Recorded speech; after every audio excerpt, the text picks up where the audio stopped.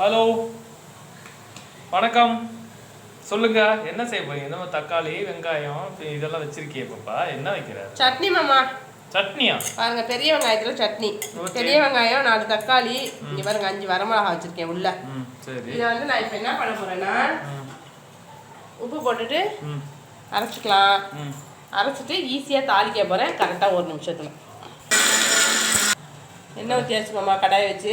இப்போ கடுகு போட்டுக்கிறேன். ஓகே. இன்னும் கொஞ்சம் போட்டுக்கலாம். ஓகே. ஜீரகம் கொஞ்சம் போட்டுக்கலாம், பொரியட்டும். கருவேப்பிலை போட்டுக்கலாமா. ஓகே.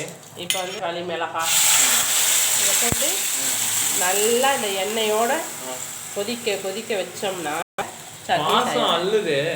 பாசம் பசிக்குது. ஆனால் அது எல்லாம் நல்லெண்ணெய் வந்து நல்லா பிரிஞ்சு வந்து இட்லியோட சாப்பிட்டா செம்மையாக இருக்கும். இட்லி சட்னி சூடாக ரெடியாக இருக்குது, வாங்க சாப்பிட்லாம். தேங்க்யூ. தேங்க்யூ.